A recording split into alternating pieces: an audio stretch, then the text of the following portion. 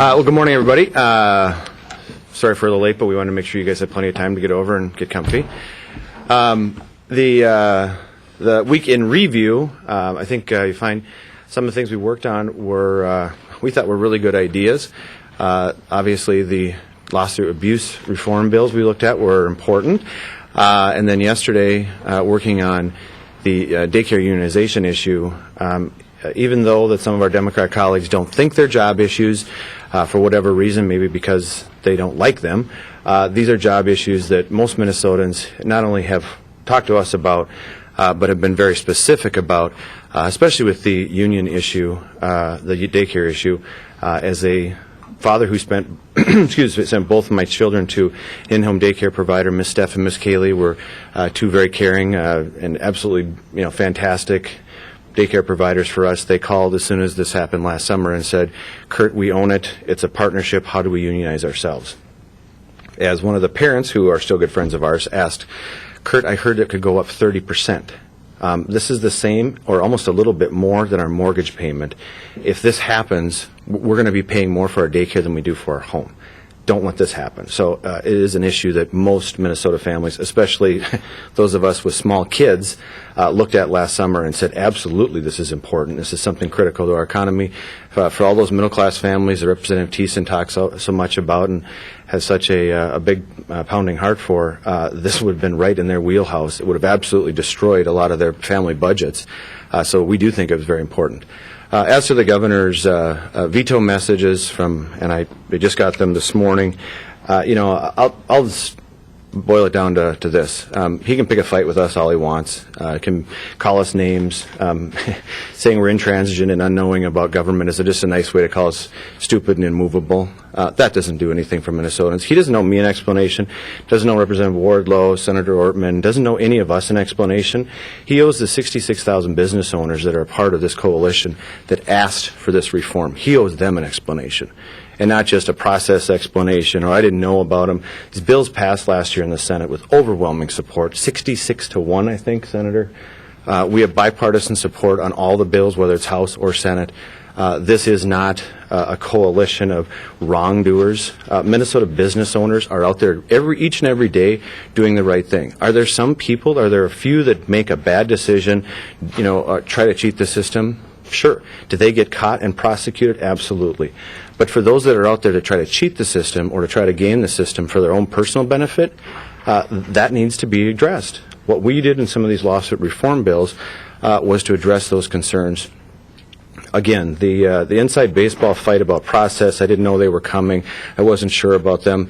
Doesn't fly with us. That's, as a friend of mine would say, that's B as in BS as in S. These bills have been out there. They've been available. We passed them through the legislative process. There is no secrecy. This isn't like the bonding bill from a few years ago that got stuck in the bread drawer and all of a sudden the Democrats pulled it out and it was on the governor's desk. This is a very open, very straightforward process that we adjudicated in good faith, sent these bills to the governor after a year. They were passed the Senate last year. The only thing that was changed was the enacting dates.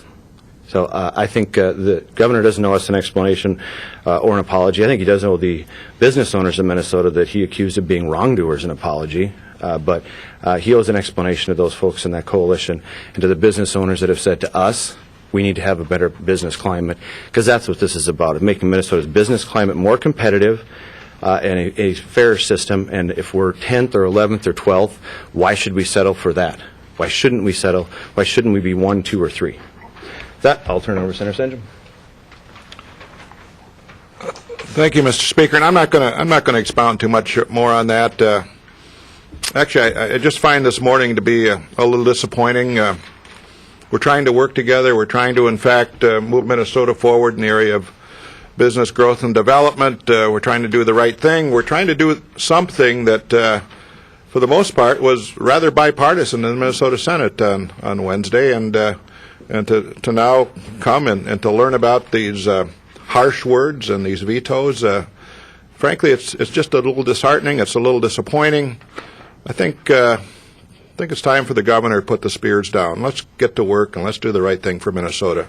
We've got a business climate in this state that's not necessarily strong in terms of how it ranks, how it competes with other states across the country. and frankly other nations across the world. And unless we get at this, we're going to continue to struggle. So my hope is that the governor would work with us on this. We set this bill aside actually a week. We could have done it last Thursday. We set it aside and took it up Wednesday just for the opportunity to maybe work a little bit more with it, to try to fix it up if need be, but without result. And so I stand here this morning fairly disappointed, hoping that there are brighter days. That we need to get off the rhetoric. I mean, it's not productive. We can do better than this, and we will do better than this. But the name calling is, I think, just not productive to the effort, and is not going to help as we move through this session. So I think it's time to work together, kind of look eye to eye, and maybe make some progress here. Senator Ortman, do you have anything? Well, I would just remind you that these bills had bipartisan support. We passed out a list of the 67,000 employers that were represented in the efforts of legislators over the last several years. These are bills that I introduced many years ago while I was in the minority, and brought them back forward again last year and earned support for them. I want to say that these bills were going to make Minnesota's court system more affordable and accessible for all Minnesotans, not just businesses. The business community is very supportive of these bills, but these were bills that support plaintiffs and defendants. And they support individuals, families, and businesses that are seeking justice in our courts. And we want swift justice, because if we don't have swift justice, then folks are carrying costs of reaching resolutions to their disputes. And so this is the cost of doing business or even seeking justice in the state of Minnesota. That's why we addressed them. They were good policy bills. It's disappointing to hear the governor's rhetoric about them being laughable bills. Disappointed in that. But truly, these were bipartisan bills. The governor, in vetoing them, is no friend to Minnesota businesses. He has said that the statute of limitations is not an outlier for Minnesota. That's just not true. Minnesota is one of only 7 states that has a 6-year statute of limitations. The average is 3 years or less. So Minnesota really did need to move forward. We absolutely had bipartisan support on that initiative and many of the others. Thanks. So did you folks work with the governor on these before you passed them and sent them on? Well, I think, again, after passing them last year, we asked if there was, and I don't know if the specific time, but last year there were things that needed to be changed. But we've asked a number of times. One of the first things we said is that we in the House didn't quite get to it because our Democrat colleagues filibustered out the bills at the last few days of session. So, and I know for a fact, and you can ask the governor who was met with him in the last few days, as Senator Senjem said, we passed him off the House floor on Wednesday. It didn't come up until this Wednesday. I know there were some business owners that said, we're going to go to the governor and ask him to sign these. And it'd be incumbent upon him to, tell you who it was. I know a few that said that they were going to go and try. Chamber of Commerce said we want to try and meet with him. We're going to ask him if he can sign these bills. So I think it is also, incumbent upon him to say that we're advocates that did come in good faith to say we're working on them. But we said very clearly from the beginning of session that this is going to be something we're going to work forward on. 66-1 that all of a sudden changed dramatically after session started, maybe setting up a veto. I don't know, but 66-1 is a pretty broad supported bill. You have a cell phone number. Did you call him about this? Did anybody from leadership or the House or Senate Republican caucuses call or sit down and talk to him about these? At our first breakfast, I believe we brought up the tort reform bills, which would be some of our first ones, and I know our staffs have communicated about our Reform 2.0 agenda. I know Representative Dean sat down with Minority Leader Thiessen to go over Reform 2.0 agenda with him. So again, that's a process question, Don, and I know it's important for this place, but these are bills that have been out there. These 66,000 business owners, I know, have contacted him, have sent him letters. I saw some of the letters from the CPAs that were down here yesterday, said we're going to go to the governor and ask him not to veto these bills. They showed me the cards that they were sending in. So he's lying when he says that you folks did not consult with him? Well, no, I would never say that. I would say that we are very clear and upfront that this is a part of our reform agenda. If I need to go and say each day to the governor, here are the 5 bills that we're going to bring up this week. We're going to send them to you on this date. We'd appreciate your support. I will, but it's a process argument, and it's a lame excuse, honestly. I mean, this is the legislature. We pass bills. It's very clear and very straightforward. We spent 7 hours on the House floor debating these bills.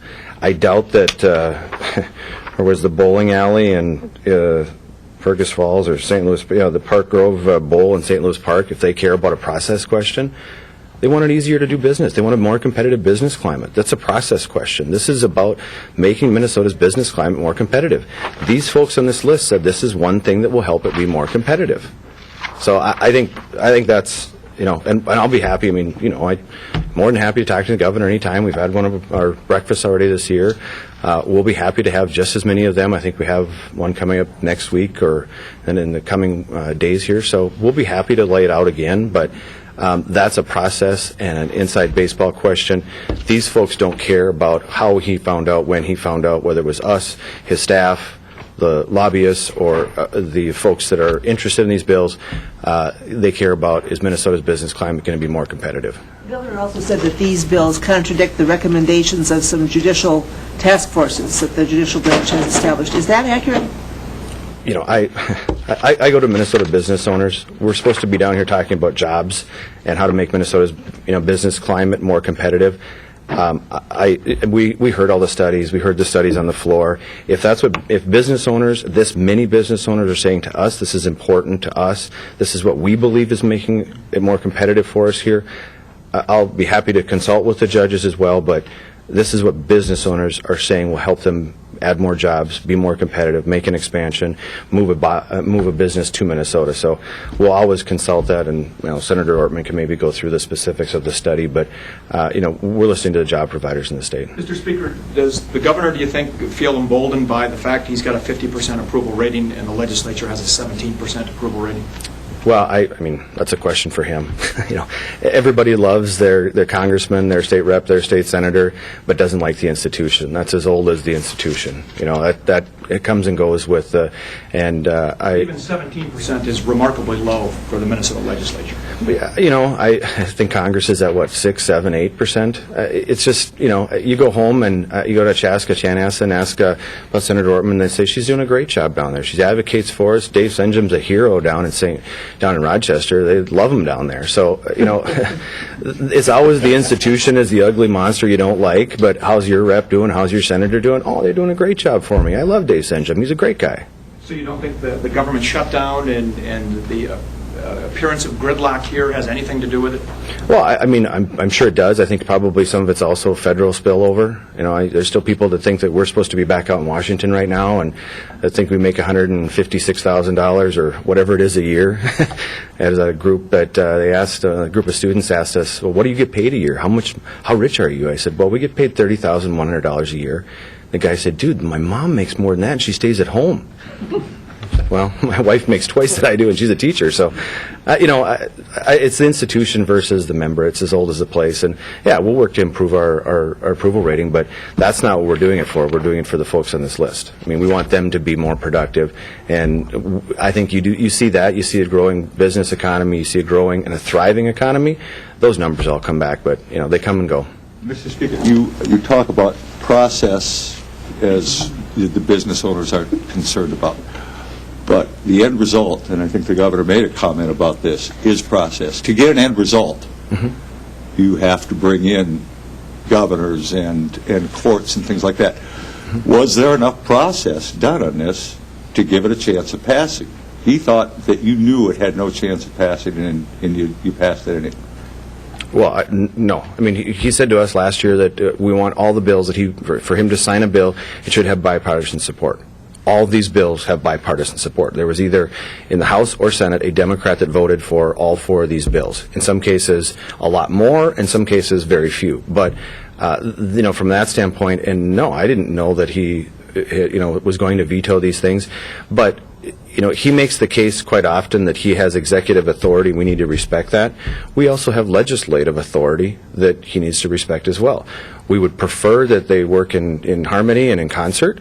If they don't, once he's vetoed these bills now, we'll go back, we'll read his veto messages like we did with his vetoes of the budget. We made adjustments then, brought the bills back to him. If we need to make adjustments here, just because he vetoed them once, I'm not a quitter. We're not going to give up just because he, gave us a slap and said no to our bills. We'll try again. And I know the business owners that met with him were emphatic about saying this is important to us. You want to do something he says he wants to help with the economy and jobs. This is what business owners went to him and said is important to them. So you can make it about us, but if I were him, I would listen to the business owners. He also made a comment about legislators that this isn't a product of ALEC, out of the ALEC boot camp, and that legislators, and he wasn't specific, were going to the fancy resort in Florida. Did any of Minnesota's legislators or senators, reps or senators go to the Florida ALEC training? I would say that the Midwest Food Processors Association couldn't pick ALEC out of a lineup. I've never been to an ALEC meeting. I don't know what they're saying.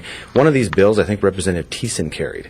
This is a red herring. It'd be like me saying that because some of the Democrat House members went down to, Brazil to the Earth Day conference, that this is all Greenpeace legislation or Earth First legislation. Again, distract. It's all about some innocuous, and I would say probably most Minnesotans would say, well, who's this ALEC fella? I don't know him. The Great River Bowl in Sartell doesn't know who ALEC is, but they want tort reform. And none of your members went to... I don't know if they did or not. The last one, I don't even know where the last one was. I wasn't there. I went to NCSL. I went to the Speakers Conference. Are you a member of ALEC, Mr. Speaker? I think I was in the past. I don't know if my membership has lapsed or not. I couldn't honestly tell you. I was the chief author of 3 of these bills. As I said, I introduced them years ago as a result of my practice of law. One of the things that I saw watching conciliation court levels is that folks weren't able to bring their disputes at the lower cost venue of our conciliation courts. Much less expensive to bring a case in conciliation court. The costs are not nearly as much. You can get an early read on your evidence. The hearing examiner will give you a good idea of whether you've got a good claim. With the jurisdictional limit being $7,500, that was prohibitive to folks that wanted to get some kind of result in a court of law. And so they would be forced, if the dispute was over $7,500, to bring it in a district court that could take years to reach some kind of resolution. And for a dispute that's $15,000, it's just not worth it. And the other rules are that a business has to have a lawyer. The corporation is required under Minnesota law to hire a lawyer. Well, that's cost prohibitive as well. If you've got a small dispute, you can't bring it to conciliation court. And so that was the generation for me of that legislation. The same thing was true in a couple of the others where I had experience in those areas of law and thought that they would be improvements in our court. And no, I'm not a member of ALEC.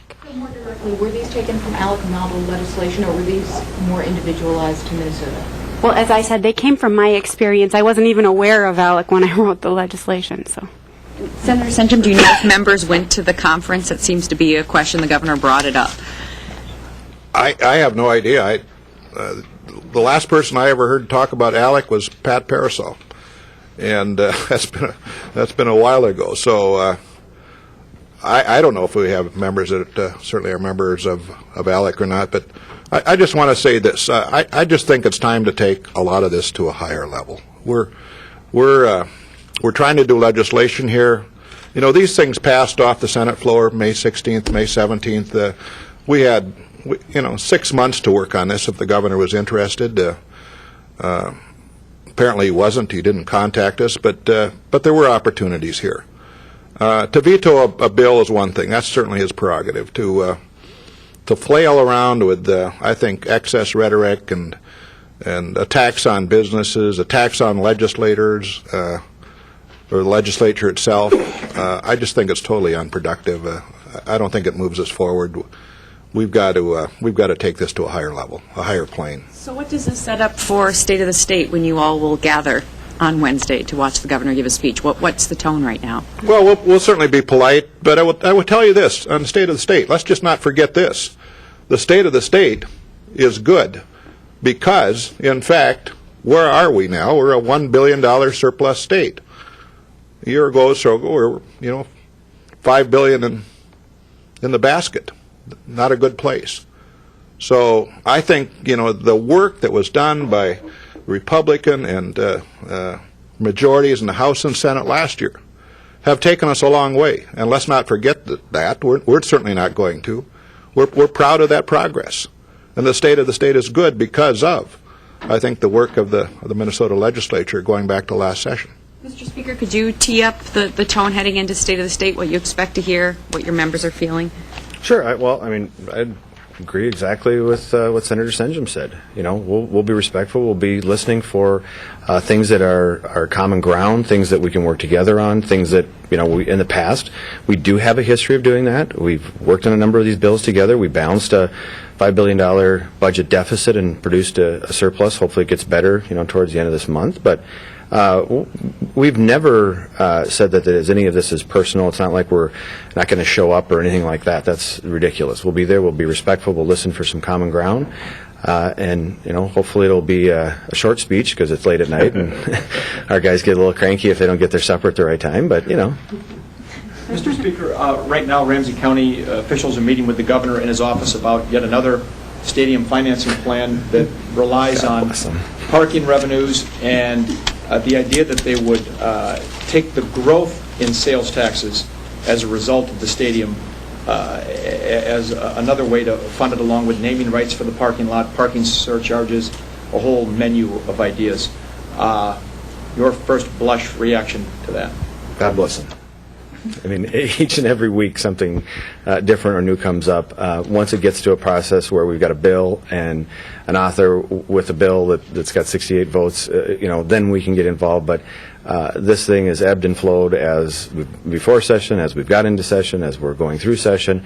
If they've got a process and a plan that they think can get 68 votes, that helps. But until I see it on paper, I've learned enough with these stadium proposals that until you see it on paper, I'm just going to wait and I'll see it then. Is the air out of the Vikings stadium balloon?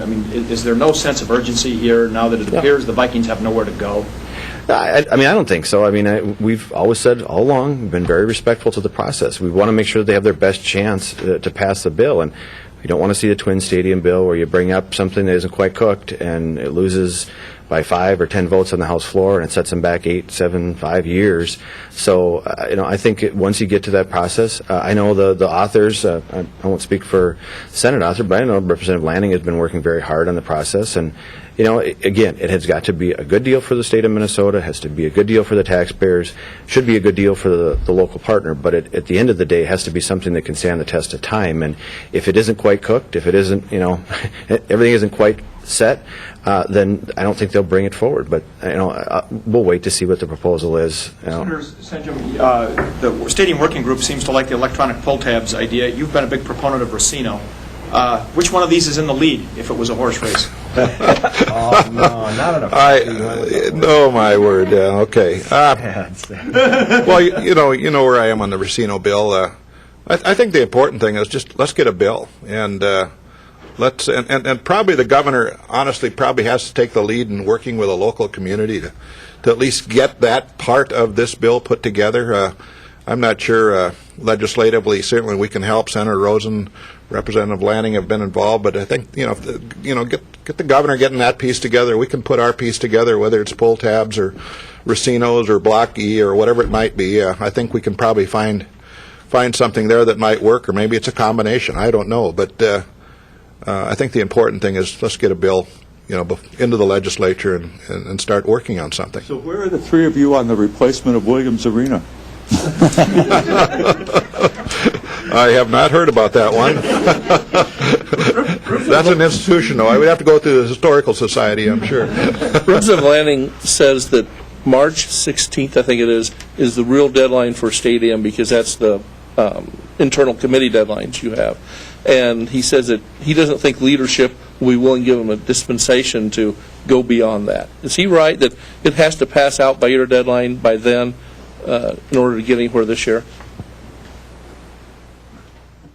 I don't, that's so hypothetical, I don't think we need to go there. It's, I've been around here long enough, and not as long as many, to know that I'm not sure there are any absolutes around here. So, if the bill is good and the cause is worthy, I suspect somehow there'd be a way to make that happen. So you might be willing to lead the rules. The bill is good, and the cause is the bill is good, and the cause is worthy. Well, certainly, I would think that we could make that work.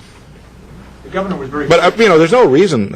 We can get this in. It seems to me we can get a bill and let it churn for a while. It's going to take a while anyway. And, I think the sooner we get one in that's got a chance. I mean, there's certainly going to be amendments to it. The Twin Stadium, as I recall, went through a lot of gyrations, and I suspect the Vikings will as well. The governor wasn't just critical of you today. He was also very critical of the Minneapolis City Council because they won't take a stand on anything. Anybody care to jump into that fray? Don't go ahead if you want to. Yeah, go ahead. If you guys want to, go ahead. Don, go ahead. Take a shot at him. In the sports facility, there was a bill introduced yesterday to allow them an exception from the referendum requirement to build that. Is that okay for kids' sports, not for professional sports? I don't know what the bill is, but, I mean, again, from the process standpoint, until it gets through you got 68 votes before it gets through the process. I mean, and I haven't understood the bill. I don't know which. I'm not sure what it is. I don't follow all of them, but I'm assuming as it goes through the committee, I'll hear quite a bit about it. A little preview for next week. We'll be working on some education reform. Again, focusing on the kids and the classroom, maybe instead of just the adults. This is something that is a very personal issue with me, making sure that we have the best and brightest teachers in the classroom, looking forward to the next generation, not based on how long you've planted your butt in a chair, but how your students are performing, how they perform in the classroom, what they do once they leave the classroom, whether it's going into a career, owning their own business, going to a trade school, or going on to higher education, law school, med school, whatever it may be. That should be the basis for not only our seniority system, but for our teachers. Not I've been here 38 years and I deserve the next pay raise, and sorry if Susan or Tom has to leave now, because in the case of one teacher that I know, she signed her contract 1 hour and 1 minute after the teacher before her. Bright student, was continuing her education, was going back and getting extra credits, is excused from the building as a teacher who hasn't had an original lesson plan in 5 years. So it's a very personal issue for Minnesotans. It is, I think, one of the things that we as a legislature as well as a state need to address. Whether the achievement gap is 5%, 10%, or 50%, that is not good enough. Each kid, based on their abilities and their acuity and their thirst for knowledge, should have every opportunity based on not just based on zip code or area code. Just on the floor? I believe so, yeah. I believe it'll be... the committees have been dragging a little bit longer, so I believe it will be Wednesday or Thursday, but we'll update you. Jody will update you probably on Monday. I think some of them were going back to committee. I think Representative Erickson went back to committee last night at 6 o'clock. So, anything else next week in the House? I don't. That's our focus. What about the Senate? We'll just be, taking up general orders next week for the first time, and beyond that, it's just committee work as regular and churning through the process. Jobs. When can we expect a bonding bill? Probably, according to our calendar, about mid-March. We've got a series of hearings set up to hear state agency bills and other more miscellaneous local bills, and that's going to take, I'm not sure, we've probably got 7 or 8 hearings set up, and it just takes us into mid-March by virtue of doing that. So, thanks, guys. Good, thanks. Outdoor ice tonight.